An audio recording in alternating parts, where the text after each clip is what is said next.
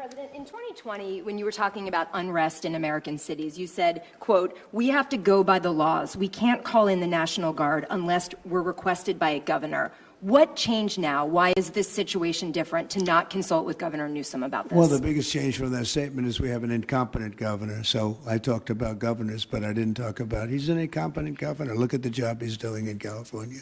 He's destroying one of our great states. And if I didn't get involved, if we didn't bring the Guard in, and we would bring more in if we needed it, because we have to make sure there's going to be law and order. You had a disaster happening. And they now admit it was a disaster. I watched the chief yesterday, who's a good man, by the way, and he said, "Well, we're lucky we did this because they were overwhelmed. You saw what was happening. So we did the right thing. Everybody agrees to that. But you have a governor who let the city burn down, didn't want water to be sent down to him. And I sent billions of gallons of water. I wanted to do it in the first term. He wouldn't do it over.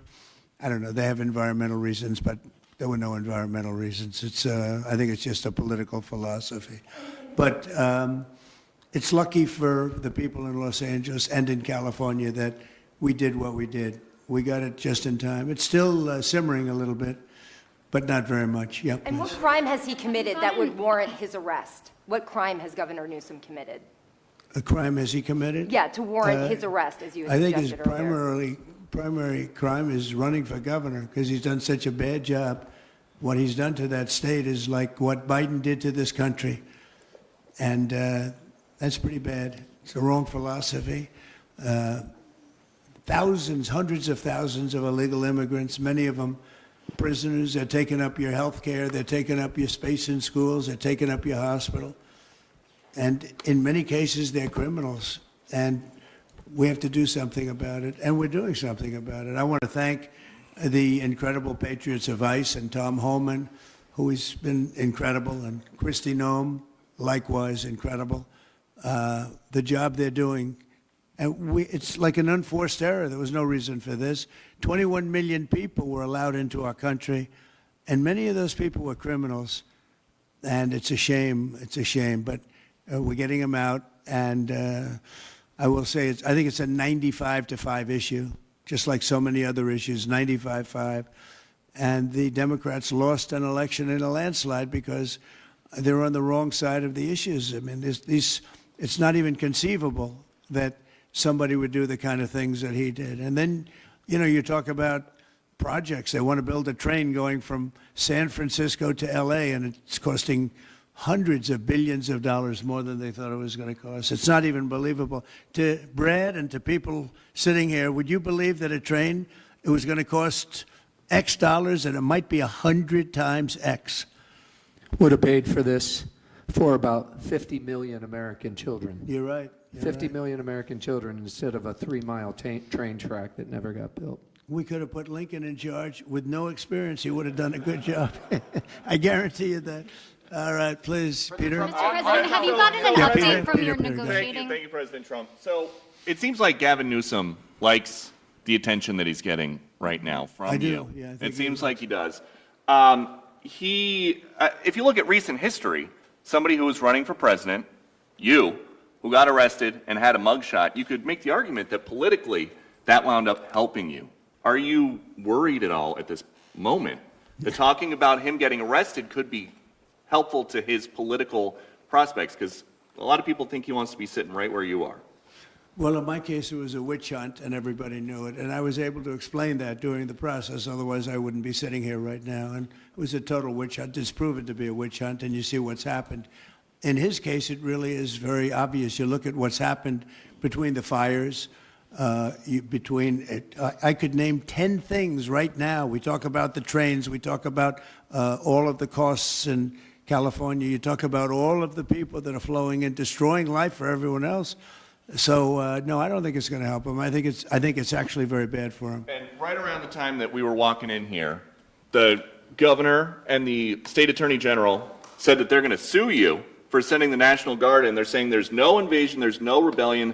The president is trying to manufacture chaos and crisis on the ground for his own political ends. Federalizing the California National Guard is an abuse of the president's authority under law. Well, But- you know, it's interesting. You watched the same clips as I did. Cars burning all over the place, people rioting. And by the way, we stopped it. We were able to make it much better, but it still looked pretty bad. And in watching clips last night, people were saying, this is really a big problem. And until we went in, if we didn't do the job, that place would be burning down just like the houses burned down. They were in big trouble last night, Peter. You know it. And the night before, and the night before that. And I feel we had no choice. I don't want to see happen what happened so many times in this country. I watched Minneapolis burn. Look at what happened in so many different parts of California. You take a look at what happened in San Diego. There's so many different places where we let it burn. We want to be politically correct. We wanted to be nice. We want to be nice to the criminal. And what you're doing is destroying the fabric of our life in this country. No, we did the right thing. We've been given credit by people that I would least suspect. Why I would say that some of the people that came in and said, thank goodness, they said, some of them, thank God that Trump got involved. And I'm very happy I got involved. And I think Gavin, in his own way, is probably happy I got involved. Yeah, go ahead, Peter. What do you make of the fact that he says, you want a civil war on the streets of America? No, it's just the opposite. I don't want a civil war. A civil war would happen if you left it to people like him. And I liked him. You know, I always got along with him. Never had a problem with him. But he's grossly incompetent. Okay. In London? Have you gotten an update from your team in London negotiating? What? Louder. Have you gotten an update from your team in London negotiating the China trade talks? We are doing well with China. China's not easy, just like your home country is not easy there. I think we're doing very well. They're over there now. I'm only getting good reports. It's a little early, but they'll be calling in soon. In fact, probably when I get back, I'll have my first call from them. We want to open up China. And if we don't open up China, maybe we won't do anything. But we want to open up China. It'll be a great thing for China, a great thing for the rest of the world. Are you willing to lift export controls when it comes to China? Did you give your negotiators any sort of limitation? We're going to see. Look, China has been ripping off the United States for many years. Nobody charged them 10 cents. No president had the courage to charge China for whatever reason. They didn't want to do it. I took in hundreds of billions of dollars. I put on tariffs on China when I got in first term. And we took in hundreds of billions of dollars. And then I did it again, but I did it for a lot of others. If you look at the stats, the deficit last month was cut in half. Everybody was shocked. I wasn't shocked. I think a lot of the people at this table weren't, because they saw the billions of dollars that were pouring in, and the tariffs hadn't even started yet, just about. They were in cars. They were in some countries at a very minor level. And we cut the deficit in half, and it was a big story a couple of days ago. They said, I don't believe, one of the announcers on a business network went wild, said, I can't believe these numbers. Those numbers are good. The numbers are going to be very good. I think we're going to have a great 4 years. You know, we had the greatest economy in history during my 4 years. I think this one's going to blow it away. Yeah. Mr. President, Go ahead, please. do you have a message for Greta Thunberg, and did she come up on your call with the Prime Minister today? Well, she's a strange person. She's a young, angry person. I don't know if it's real anger. It's hard to believe, actually, but I saw what happened. She's certainly different. Anger management. I think she has to go to an anger management class.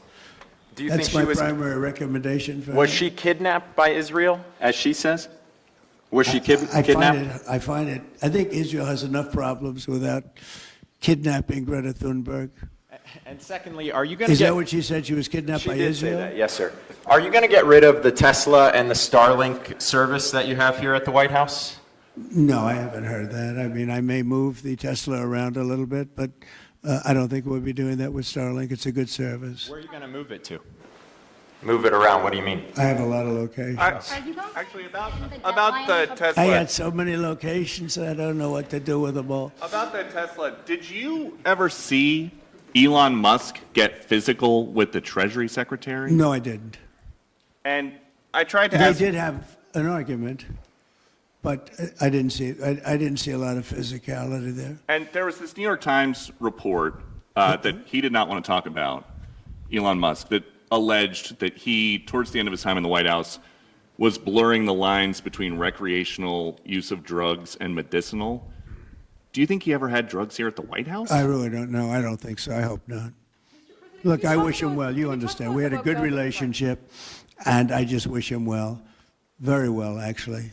Yeah. About Gaza, about aid in Gaza, you mentioned now the flotilla. Do you have a response at all about Israel intercepting this boat? And can you give us an update on what's happening to the entry of aid into Gaza right now? We've had people being shot by Israeli forces who are trying to get aid from the right Gaza now- Humanitarian Yeah. Foundation. Yes. Gaza right now is in the midst of a massive negotiation between us and Hamas and Israel, and Iran actually is involved. And we'll see what's going to happen with Gaza. We want to get the hostages back. That's all I can tell you. Yeah, please, in the back. I can go back to California briefly. You had said yesterday when asked by reporters that it was not an insurrection taking place, but then on Truth Social a bit later, you had said they were insurrectionists. After what you've seen You're now. talking about in L.A.? Yes, sir, in LA. I wouldn't call it quite an insurrection, but it could have led to an insurrection. I mean, that was a lot of harm that was going on last night. I watched it very closely. And it was amazing that the job that the National Guard did. And by the way, the police were working very hard also.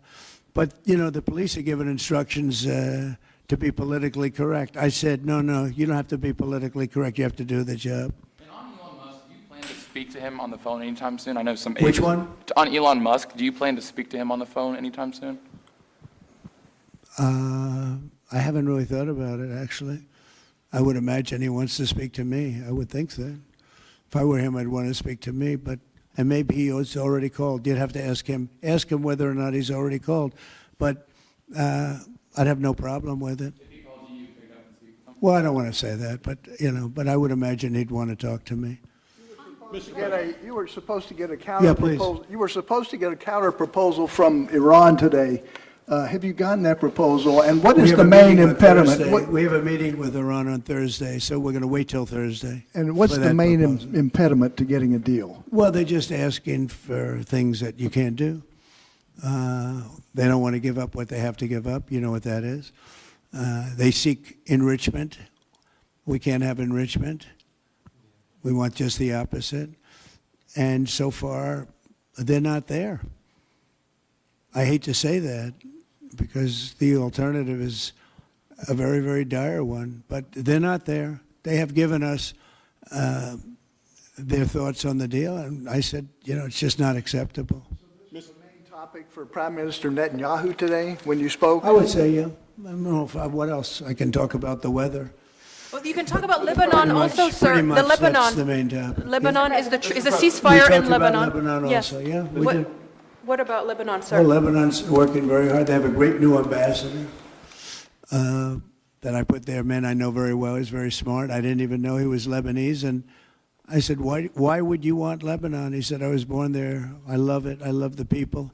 I said, it's very dangerous going to Lebanon. There are some ambassadorships that are wonderful. There are some that are dangerous. I said, Michel, his name is. It's a he, Michel, very elegant man. And I said, why would you want this? And he said, because I love my country and I love those people. I said, it's very dangerous. He goes, I don't care. This is not a man that lived on danger. He's a very successful man from here. And he wanted to be the ambassador despite probably a very dangerous situation he's going into. You see what's going on. But I had great respect for that. He loves that country. He loves it. He was born there. He loves the country. Yeah. Mr. President, you've Please. got a big, beautiful parade coming up on Saturday. We do. What's your biggest expectations for that? Then I've got a second question in regards to Gavin Newsom. Go ahead and talk about the big, beautiful parade. Thank you, Brian. It's such a, I think, important moment for this country. 2 weeks ago, I was calling people and back and forth with leaders, including President Putin, including French president, including lots of different people. And all of them said, we're celebrating victory in World War II. And I said, wow, isn't that amazing? We're the only one that wasn't celebrating, and we're the one that won the war. Now, Russia did help. They did lose 51 million people, in all fairness. People would say, oh, he's sticking up for Russia.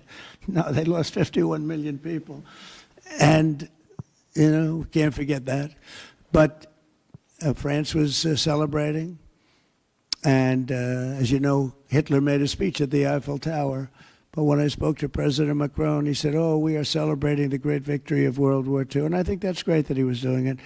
But we're the one that won it, and we weren't celebrating. I said to myself, isn't that crazy? And I think it's time for us to celebrate a little bit. We've had a lot of victories. We won 2 world wars, and then we go out and change the name of the forts where we won the wars. You go out, we win world wars from Fort Robert E. Lee, from Fort Bragg, from all the different forts. And what do? We change the name of the forts because we want to be politically correct. So a lot of them were changing back. You probably noticed Fort Bragg and others. But I think it's a time to celebrate our military. We've rebuilt our military largely. Little low on ammunition. That's because it goes out very fast to other countries, one in particular. But we'll get that back very quickly. But we have a military the likes of which nobody has. Nobody comes close. We have the best equipment in the world. We make the best equipment in the world. There's no military like our military. We showed that with ISIS. I was told by the television generals it would take 4 years to win, and we did it in 3 weeks. And it was headed by General Raisin Kane, who's now the chairman of the Joint Chiefs of Staff. He's great. Just left him. No, I think it's time that we celebrate. And I sort of have to laugh at these people. Well, you're going to spend a lot of money. A lot of that money is being paid for by me and people that make donations. I don't know if you know that. A lot of it won't even come out of the military. I think I can say that, Susie, right? We have people putting up money to do it. Not that it's necessary, because I think it's a great expenditure. We have many tanks. We have all sorts of new ones and very old ones, old from World War I and World War II. It's really a celebration of the Army. So the Army is a year older than the country. So next year we celebrate 250 years, but we're celebrating the Army on Flag Day. And it's not my birthday. It is my birthday, but I'm not celebrating my birthday. I'm celebrating Flag Day. It happens to be the same day, so I take a little heat. But Flag Day is the appropriate date. And we're celebrating 250 years of the Army, a great service. And remember, think of it, we won so much. We won World War I, World War II, so much else. And then we became politically correct. But I can only tell you that I was told that ISIS would take anywhere from 4 to 5 years, and we did it in 3 weeks. You were there, you watched, right? We have the greatest military in the world. Nobody can beat us. As long as we have our right leadership, nobody can beat us. If we have stupid people running it, like you had in Afghanistan, when you look at that, first of all, Afghanistan should have been an easy victory as a war, but we were so sad the way we fought it, so ridiculous. We fight not to win, but we didn't used to be that way. And we're celebrating, because I think the day in Afghanistan was the saddest period of time in the history of our country. That was a Biden mess with bad generals like Milley and others. They were bad. They were incompetent generals. I know all the good ones and the bad ones. We got rid of most of the bad ones. But it was time to celebrate, and that's what we're doing. So it's on June 14th, and it's going to be a parade the likes of which I don't know if we've ever had a parade like that. It's going to be incredible. We have even though it's the Army, we have a lot of those Army airplanes flying over the top, and we have tanks all over the place. So we have thousands and thousands of soldiers going to bravely march down the streets. It's going to be a beautiful day, I think, and we're going to celebrate our country. You spoke of leadership, and real quickly, speaking of Gavin Newsom, is he the right leader for California, considering how massive their economy is and all this U.S. investments coming in? Is he the right governor and leader for the future of California and for U.S. investments? I don't think he is. I mean, I think he's done a terrible job. And, he's a guy, I always got along with him. You look at his past statements about me. I was a great president. I always took care of California, all that. But I'm just talking on results. You look, he has the advantage of beautiful weather, maybe the best weather of any state when you think about it. Beautiful weather, beautiful ocean, beautiful everything. You have all the advantages, and he didn't take advantage of that. And he's let people come in by the millions who are overrunning your hospitals, your education system, and your police are being overrun. Look at what's happened. He should only be happy I sent in the military, because if I didn't send them in, you would have had a problem there, the likes of which we haven't seen in a long time. Yeah, please. Thank you, Brian, very much. Supersonic flight. On supersonic flight. Deadline? Supersonic? Yes, sir. I know you just signed an executive order on it. Do you want to see a supersonic Air Force One in the next 10 years or so? Oh, well, I don't care too much about that, but I would like to see, if you think about it, flight, the word flight's an interesting word, but it's probably the only category where we've actually gone backwards, because we used to have the Concorde, and we could fly to London, Brad, very quickly and nicely, and today it takes you 2 times and 3 times as long. It's the only thing where we've regressed.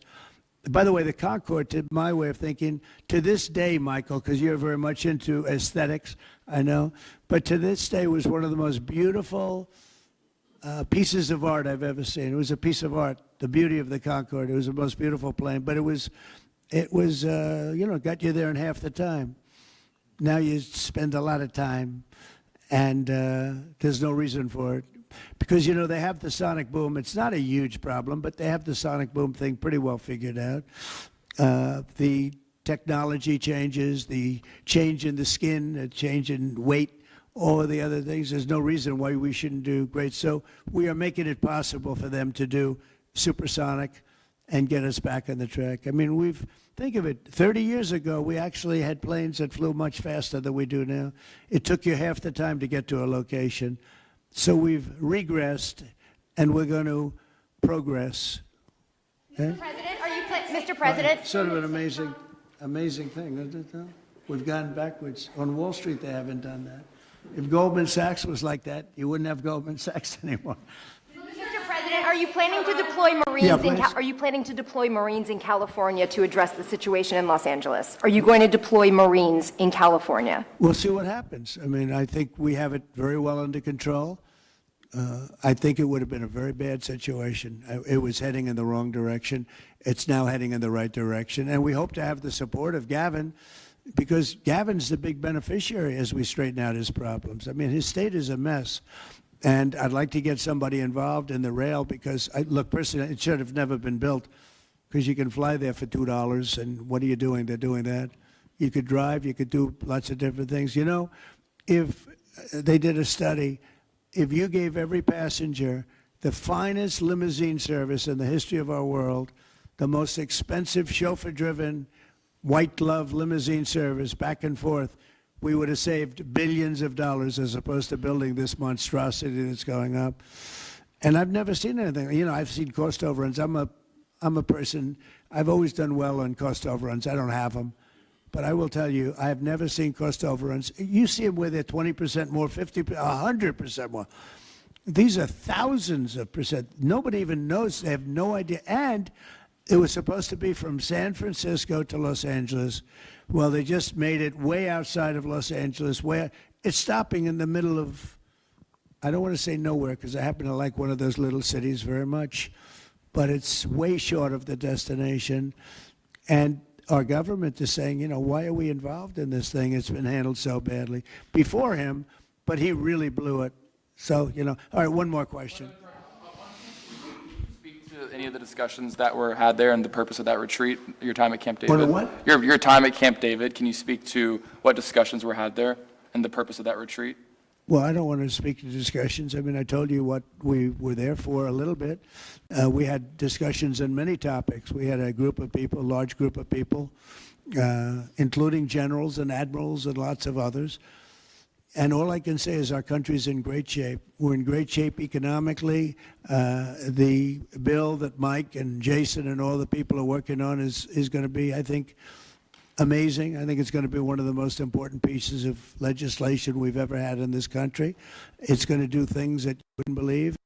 We're going to, I have a very simple phrase. We ran an election on very simple words: make America great again. That's what we're doing. We're making it great. We're making it safe. We're making it beautiful. And we're making it very wealthy again.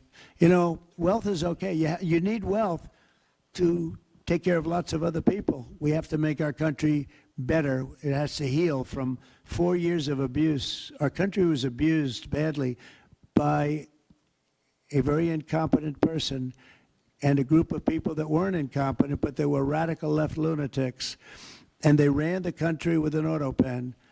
And I hope that law enforcement's looking at that very seriously. That's like a takeover of our country in a certain way, because this guy had no idea what he was doing. You saw that during the debate. You saw that in other cases. I mean, he had no idea. I saw it years ago. By the way, 40 years ago, he had no. He was bad 40 years ago. We're not just talking about. And they always like to say age, but it's not age. I know people 88, 89, 92.